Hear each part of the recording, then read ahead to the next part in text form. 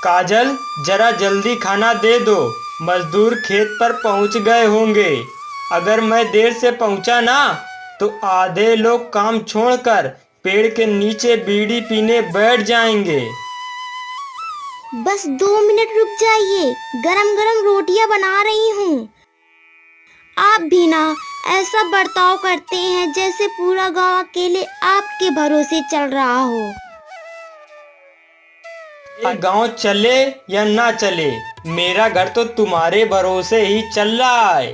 वाह, आज बड़े मीठे बोल निकल रहे हैं मुंह से। कल ही तो कह रहे थे कि दाल में नमक ज्यादा है।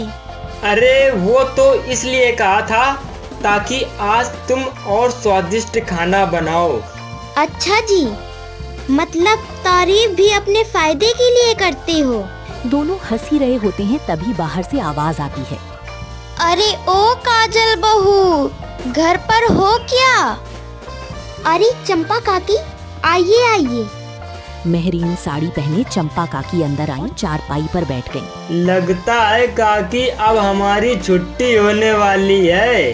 अब आप लोगों की पंचायत लगेगी। हाँ तो क्या, औरतों के पास ही बैठे रहोगे क्या? चलो भागो यहाँ से, खेत पर जाओ और कुछ काम धाम करो।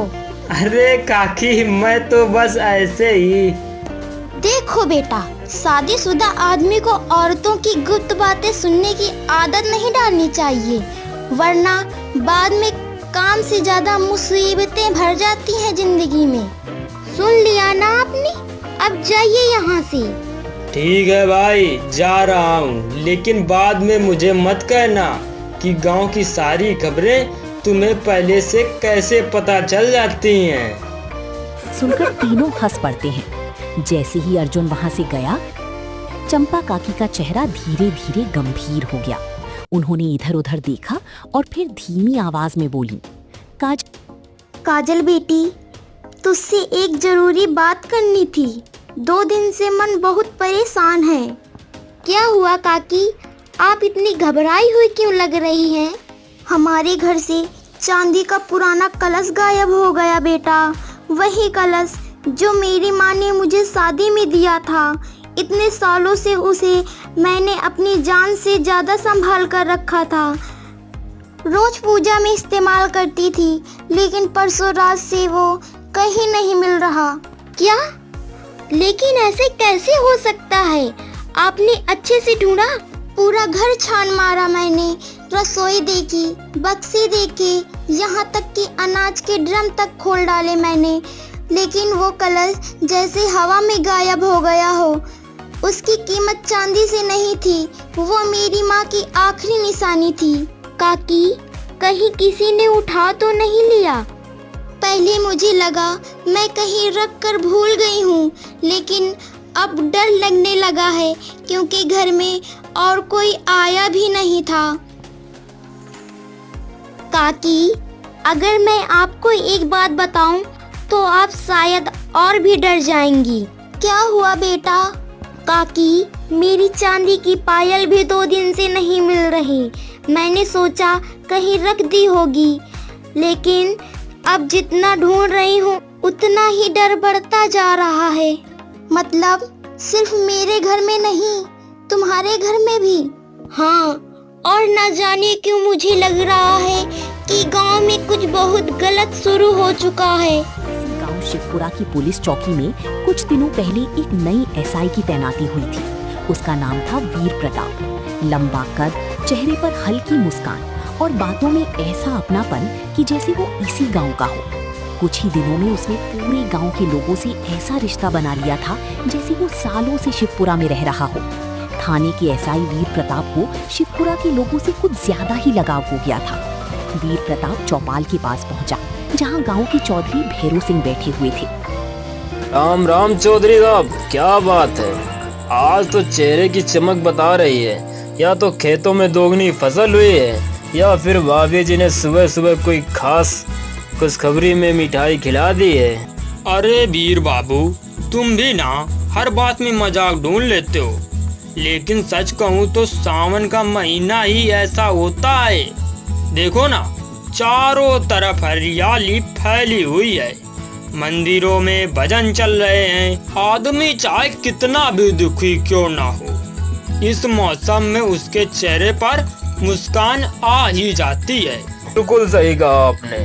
शहरों के लोगों के पास बड़ी बड़ी गाड़ियां होंगी, ऊंची ऊंची इमारतें होंगी, लेकिन जो सुकून गांव की इन गलियों में है ना चौधरी साहब, वो करोड़ों रुपए खर्च करके भी कहीं नहीं खरीदा जा सकता है। यहाँ लोगों के दिल में अभी भी प्रेम जीवित है। वाह वीर बाबू, लगता है कुछ ही दिनों में तुम पूरे गांव वाले बन गए हो। लेकिन एक बात बताइए चौधरी साहब, आप हर बार मुझे अफसर साहब या वीर बाबू क्यों कहते हैं? मेरा नाम वीर प्रताप है, नाम से बुलाइए ना। अच्छा, तो फिर तुम भी हमें चौधरी कहना बंद कर दो वीर बाबू। हमारा नाम भी भैरव सिंह है। गांव वाले तो इज्जत से चौधरी कहते हैं। इसका मतलब ये थोड़ी ना कि हमारा नाम खत्म हो गया। अच्छा जी, मतलब हिसाब बराबर किया जा रहा है। अरे नहीं नहीं बेटा, हम हिसाब बराबर नहीं करते। हम तो बस सामने वाले को उसकी ही भाषा में जवाब देते हैं। दोनों की हंसी पूरी चौपाल में गूंज उठी और फिर एसआई वीर प्रताप वहां से चला गया।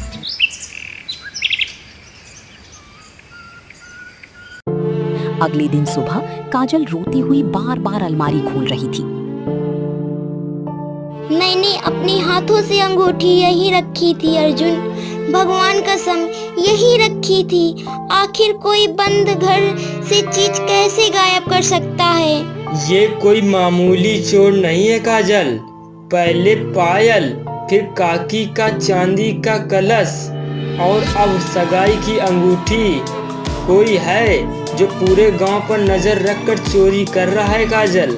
अर्जुन काजल से बातें कर ही रहा होता है तभी कि घर के बाहर देखते ही देखते पूरा शिवपुरा जमा हो गया, क्योंकि हर किसी घर से कुछ न कुछ चोरी होने लगा। औरतें आपस में कानाफूसी कर रही थीं, बच्चे डरकर अपनी माओं के पीछे छिपे खड़े थे और गांव के बुजुर्ग बार बार एक ही बात दोहरा रही थी। ये सब अच्छा संकेत नहीं है। अरे भाई, अब तो डर लगने लगा है। अपने ही घर में बताओ, मेरे घर से जूते चोरी हो गए। हाँ भाई, कल तक तो हम दरवाजा खुला कर कर सोते थे, अब तो दिन में भी ताला लगाने का मन करता है। भगवान ना करे कहीं कोई बड़ा गिरोह तो गांव में नहीं घुस गया। चाची, मेरे घर से पहले पायल गायब हुई और अब मेरी सगाई की अंगूठी भी गायब हो गई। अरे बेटी, मेरे घर से तो 4000 रुपए गायब हो गए। पता नहीं पैसे को जमीन निगल गया कि आसमान खा गया। चीरता हुआ वीर प्रताप वहां पहुंचा। उसकी आते ही लोग थोड़ा शांत हो, जैसे किसी अपने के आने से सहारा मिल गया हो। वीर ने जरा सब लोग शांत हो जाइए। अगर हर कोई एक साथ बोलेगा तो ना चोर पकड़ा जाएगा और ना सच्चाई सामने आएगी। वीर बाबू, मेरी सगाई की अंगूठी थी, वो सिर्फ सोना नहीं था, हमारी याद थी। कल रात तक अलमारी में रखी थी, सुबह देखा तो गायब। कमाल की बात है ना, न ताला टूटा न दरवाजा खुला और सामान ऐसे गायब हो रहा है जैसे चोर को पहले से सब पता हो। मतलब साफ है, जो भी ये काम कर रहा है वो कोई बाहर का नहीं है, वो हमारे ही बीच का है। उसे गांव के घरों की पूरी जानकारी है, कौन कहाँ रहता है, कौन क्या करता है, किस समय घर खाली रहता है, सब कुछ। भोलेनाथ, मतलब चोर हमारे ही बीच में है। अभी कुछ कहना जल्दबाजी होगी, लेकिन चौकी तक खबर पहुंच चुकी है कि इस इलाके में चोरों की एक टुकड़ी घूम रही है। उनका तरीका बिल्कुल यही है, वो जानकारी एकत्र करते हैं, फिर वो घरों में चोरी करते हैं। ये सुनते ही माहौल और भारी हो गया। भैरव सिंह जो अब तक चुप खड़े थे। वीर बेटा, हमने जिंदगी में बहुत कुछ देखा है, लेकिन शिवपुरा में ऐसा डर पहले कभी नहीं देखा। यहाँ तो अगर किसी की बकरी भी गुम हो जाती थी ना, तो पूरा गांव उसे ढूंढने निकल पड़ता था। लेकिन अब तो लोग अपने ही पड़ोसी पर शक करने लगे हैं। इसलिए अब सबको सावधान रहना होगा।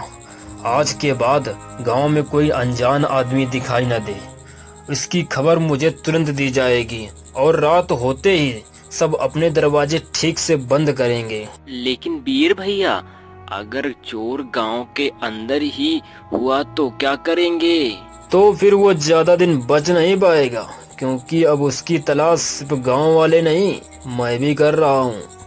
उस दिन के बाद शिवपुरा का माहौल पूरी तरह बदल गया। जो चौपाल शाम को हंसी मजाक से गूंजती थी, वहाँ अब चोरी की बातें होने लगी। जो औरतें पहले देर रात तक आंगन में बैठकर गाने गाती थी, वो अब सूरज ढलते ही दरवाजे बंद कर लेती।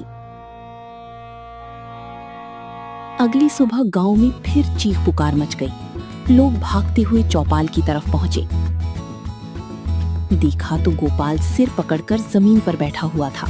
अरे क्या हुआ? मेरी नई मोटरसाइकिल रात तक तो बरामदे में खड़ी थी। सुबह उठा तो मेरी मोटरसाइकिल बरामदे में नहीं थी। मैंने हर जगह देखा और पूरे गांव में भी ढेक डाला, लेकिन मोटरसाइकिल कहीं नहीं दिखी। अरे कोई इतनी बड़ी चीज कैसे चुरा सकता है? अब तो हद हो गई। पहले गहने, फिर पैसे और अब मोटरसाइकिल तक। ये कोई अकेला आदमी नहीं कर सकता। हाँ भाई, तुम बिल्कुल सही कह रहे हो। कोई न कोई गांव के अंदर रहकर खबर पहुंचा रहा है। लोगों के चेहरों पर डर अब शक में बदलने लगा था। उसी शाम गांव की बाहर टूटी सड़क पर अचानक एक चमचमाती काली कार आकर झटके से रुक गई। इंजन से धुआं निकलने लगा। ड्राइविंग सीट का दरवाजा खुला और उसमें से एक लंबा सा युवक नीचे उतरा। सफेद शर्ट, आंखों पर काला चश्मा, हाथ में महंगी घड़ी और चेहरे पर हल्की मुस्कान।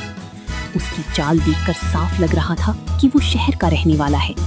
उसने चारों तरफ नजर दौड़ाई और ऊंची आवाज में बोला, हेलो, कोई है यहाँ? मेरी गाड़ी अचानक बंद हो गई है। कुछ ही देर में भैरव सिंह वहां पहुंचे। उन्होंने उस युवक को ऊपर से नीचे तक देखा। कौन हो बेटा, और इस समय यहाँ क्या कर रहे हो? नमस्ते अंकल, मेरा नाम आर्यन मल्होत्रा है। मैं शहर से निकलकर पहाड़ियों की तरफ जा रहा था, लेकिन रास्ते में गाड़ी ने जवाब दे दिया। रात भी होने वाली है। अगर आप बुरा ना माने तो क्या मैं आज की रात यहाँ रुक सकता हूँ? देखो बेटा, वैसे तो हमारे गांव में मेहमान को भगवान माना जाता है, लेकिन इस समय गांव का माहौल ठीक नहीं चल रहा। मैं कोई परेशानी खड़ी नहीं करूंगा। सुबह होते ही गाड़ी ठीक करवा कर निकल जाऊंगा। भैरव सिंह कुछ पल सोचती रही। ठीक है, आज रात तुम हमारे घर रुक जाओ। उसी समय उधर से गुजर रही वीर प्रताप की नजर उस युवक पर पड़ी। वो धीरे धीरे उनके पास आया और आर्यन को गौर से देखने लगा। फिर भैरव सिंह से बोला, चौधरी साहब, ये नौजवान ये कौन है? कोई मुसाफिर है बेटा, गाड़ी खराब हो गई है, एक रात रुकने की जगह मांग रहा था। चौधरी साहब, सावधान रहना, क्योंकि जिस दिन से गांव में चोरी शुरू हुई है ना, उस दिन से आज तक यहाँ कोई नया आदमी नहीं आया था। अब यही आया है। इस पर नजर रखना चौधरी साहब, और आप सतर्क रहना। हाँ हाँ, समझ गया वीर बाबू, अब ये हमारी नजर में रहेगा। वैसे भी कह रहा था कि कल कार ठीक करवा कर यहाँ से चला जाएगा। ठीक है चौधरी साहब, मैं तो बस ऐसे ही कह रहा था कि ये नया आदमी है, इस पर नजर रखना। इतना कहकर वीर वहां से चला गया। रात का समय था। पूरा शिवपुरा गहरी नींद में डूबा हुआ था। दूर कहीं कुत्तों के भौंकने की आवाज आ रही थी।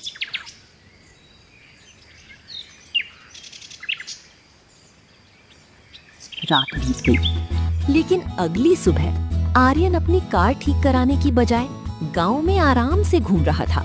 ना हाथ में कोई औजार, ना गाड़ी की फिक्र, जैसे वो गांव का आदमी हो, ना कि कोई राह भटका यात्री। अरे देखा, वो आर्यन यार, ये वही मुसाफिर है जो चौधरी साहब के यहाँ पर रुका है। ऐसे घूम रहा है जैसे नानी के घर आया हो।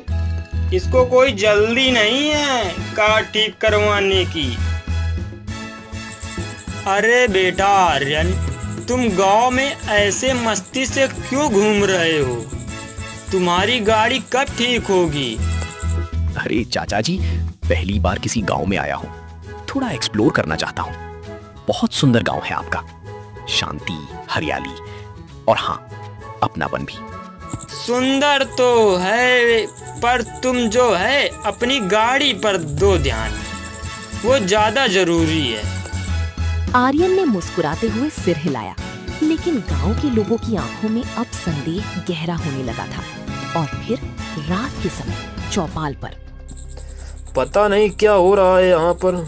चौकी में भी यही बात चल रही है, लेकिन कोई सबूत ही नहीं मिलता। बेटा जल्दी कुछ करो। तभी आर्यन चौपाल पर आया। किस बात की चर्चा हो रही है? आप लोग इतने तनाव में क्यों हैं? अरे तुम्हें नहीं पता, पूरे गांव में एक के बाद एक चोरी हो रही है, चप्पल से लेकर मोबाइल तक, और अब तो अंगूठी और बाइक भी। हर किसी घर से कुछ न कुछ चोरी हो रहा है। ओहो, बहुत बुरा हुआ। तो फिर जल्दी ही मुझे यहाँ से निकल जाना चाहिए। मैं आज ही मैकेनिक ढूंढता हूँ। लेकिन उस दिन भी आर्यन ने ना तो किसी मैकेनिक से बात की और ना ही खुद गाड़ी खोलने की कोशिश की। वो बस मुस्कुराता रहा, टहलता रहा। फिर उसी रात विजय को नींद नहीं आ रही थी, उसे कुछ बेचैनी सी हो रही थी। तभी उसने देखा कि कोई एक परछाई गलियों में घूम रही है। हाय, अरे ये कौन है? इतनी रात का है। विजय ने उसका पीछा किया। परछाई ने मोड़ लिया। विजय ने आंखें गड़ा दी। आर्यन, वो आर्यन ही था, मुसाफिर, जो अब गांव की गलियों में रातों में भटकता रहता था। विजय ने कुछ नहीं कहा, बस वापस लौट आया और सुबह होते ही वीर से मिलने पहुंचा। वीर भैया, मैंने जो है आर्यन को रात में गलियों में घूमते हुए देखा। हाँ, जरूर कोई गड़बड़ है। मैं भी जगा हुआ था कल रात में। मैंने उसे पेड़ पर चढ़ते हुए देखा था। सोच रहा था देखूं वो क्या कर रहा है, पर कुछ समझ ही नहीं आया। वीर और विजय अब सीरियस हो चुके थे। गांव में आर्यन के रहस्य को सुलझाना जरूरी हो गया था। बस अब बहुत हो गया, चलो इसकी गाड़ी चेक करते हैं। गांव के लोग सूरज की गाड़ी की ओर बढ़े।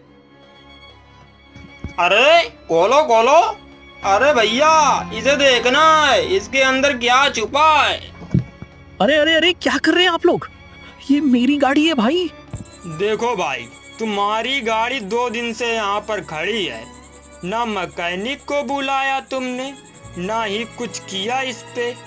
अब बताओ तुम कब जा रहे हो? मैंने गांव के बाहर वाले मैकेनिक को दिखाया था, पर उसे कुछ समझ में नहीं आ रहा है।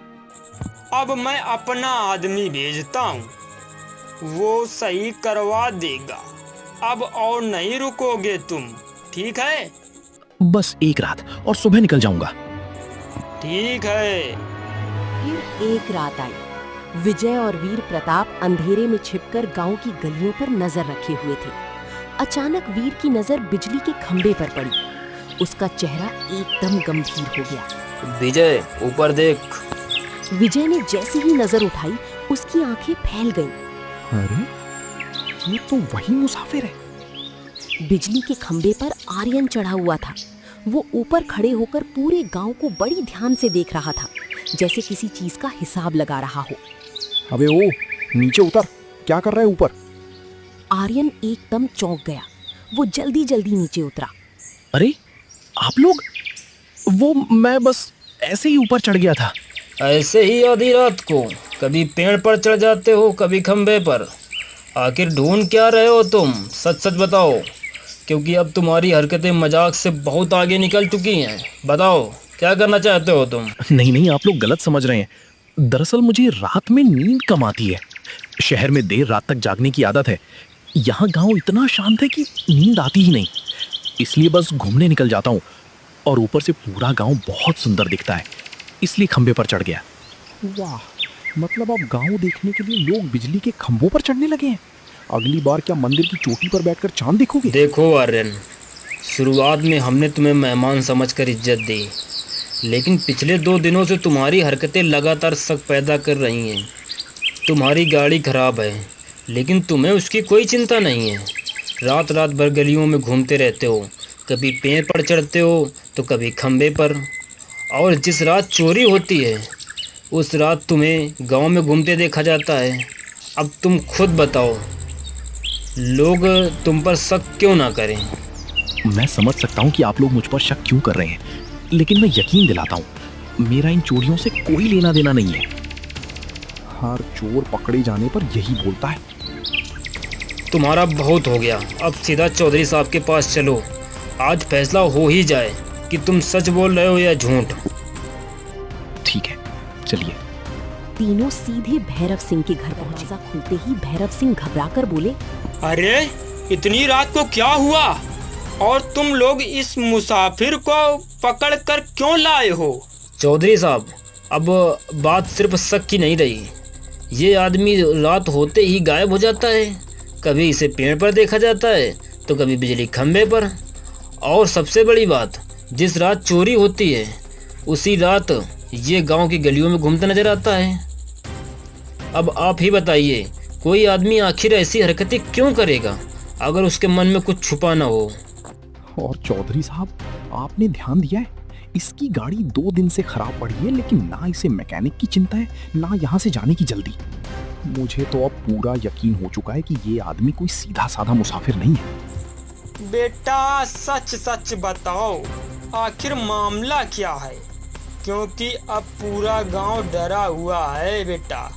मैं समझ सकता हूँ कि आप लोग मुझ पर शक क्यों कर रहे हैं, लेकिन मैं यकीन दिलाता हूँ, मेरा इन चोरियों से कोई लेना देना नहीं है। बस अब बहुत हो चुका। चौधरी साहब, जब तक इसकी गाड़ी ठीक नहीं हो जाती ये आपके घर से बाहर नहीं निकलेगा। और अगर ये सच में शरीफ है तो इसे इस बात से कोई परेशानी नहीं होनी चाहिए। ठीक है, आज से ये मेरी नजर के सामने रहेगा। वीर और विजय वहां से जाने लगे, लेकिन तभी वीर अचानक रुक गया। क्या हुआ? मुझे अब इस आदमी की गाड़ी पर भी भरोसा नहीं रहा। कहीं ऐसा तो नहीं कि गाड़ी शुरू से ही सही हो और ये सिर्फ यहाँ रुकने का बहाना बना रहा हूँ। सही कह रहे हो भाई, चाबी निकालो। अरे वो मैंने बताया ना कि इंजन में दिक्कत है। तो फिर डर किस बात का? अगर गाड़ी खराब है तो स्टार्ट नहीं होगी। चलो अब। कुछ ही देर में सब लोग गाड़ी के पास पहुंच गए। सुबह की हल फैलने लगी थी। गांव के कई लोग भी वहां जमा हो गए। चलो अब तुम खुद अपने हाथों से गाड़ी स्टार्ट करके दिखाओ। आर्यन कुछ पल तक चुप खड़ा रहा। धीरे से चाबी निकाली। उसके हाथों में हल्की घबराहट साफ दिख रही थी। जैसे ही उसने चाबी घुमाई, गाड़ी एक झटके में स्टार्ट हो गई। भीड़ में हलचल मच गई। अरे गाड़ी तो बिल्कुल सही है, मतलब इसने हम सबसे झूठ बोला। मैं न कह रहा था ना, ये आदमी कुछ छुपा रहा है। देखा चौधरी साहब, यही है इसकी सच्चाई। गाड़ी खराब होने का नाटक करके इतने दिनों से गांव में पड़ा हुआ है। अब तो साफ है कि इसकी चोरी से कोई न कोई संबंध जरूर है। अब पुलिस आएगी और इसका पूरा खेल खत्म होगा। 1 मिनट, सिर्फ गाड़ी सही निकल आने से कोई चोर साबित नहीं हो जाता। वाह, मतलब अब हमें कानून भी तुम सिखाओगे? मैं सिर्फ इतना कह रहा हूँ कि बिना सबूत किसी पर इल्जाम लगाना गलत होगा। अगर मैं सच में चोर निकला तो जो सजा दोगे मंजूर होगी, लेकिन अगर मैं बेगुनाह निकला तो पूरे शिवपुरा का नाम बदनाम हो जाएगा कि यहाँ मेहमानों के साथ ऐसा व्यवहार होता है। कुछ गांव वाले एक दूसरे का चेहरा देखने लगे। भैरव सिंह भी सोच में पड़ गए। बात तो गलत नहीं कह रहा। चौधरी साहब, ये आदमी चालाक है, बहुत चालाक। इसकी मीठी मीठी बातों पर मत आइए। वैसे एक बात मुझे शुरू से अजीब लग रही है। इतने दिनों से पूरे गांव में चोरी हो रही है। किसी के घर से पैसे गए, किसी के गहने गए, किसी की बाइक तक गायब हो गई, लेकिन एक घर ऐसा है जहां कभी कुछ चोरी नहीं हुआ।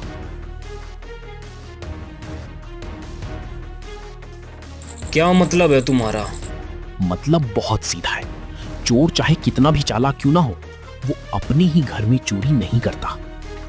अरे भाइयों, ये तो सही कह रहा है। वीर बाबू के घर में सच में कभी चोरी नहीं हुई कहीं। चुप, बिल्कुल चुप। तुम सब इसकी बातों में आ रहे हो। मैं इस गांव के थाने का एसआई हूँ। कोई भला एसआई घर में चोरी क्यों करेगा? सीआई हुए तो क्या हुआ, चोरी तो तुम्हारे यहाँ भी हो सकती थी, लेकिन हुई नहीं। बहुत बोल लिया तुमने। एक पुलिस अफसर पर झूठा आरोप लगाने और गांव में दहशत फैलाने के जुर्म में मैं तुम्हें अभी गिरफ्तार करता हूँ। भीड़ डर गई, लेकिन उसी पल आर्यन मुस्कुराया। हल्की, शांत, लेकिन बेहद खतरनाक मुस्कान। गिरफ्तारी तो आज जरूर होगी वीर प्रताप, लेकिन मेरी नहीं। उसी समय दूर से पुलिस सायरन की आवाज गूंज उठी। पूरा गांव चौंक गया। कुछ ही सेकंड में कई पुलिस गाड़ियां गांव के अंदर आकर रुकी। ये पुलिस यहाँ क्यों आई है? उसने मोबाइल में वीडियो चलाया। वीडियो देखकर पूरे गांव की पैरों तली जमीन खिसक गई। वीडियो में साफ साफ वीर प्रताप रात के अंधेरे में घरों से सामान चुराता नजर आ रहा था। कहीं वो पैसे निकाल रहा था, कहीं गहने और कहीं बाइक ले जाता दिखाई दे रहा था।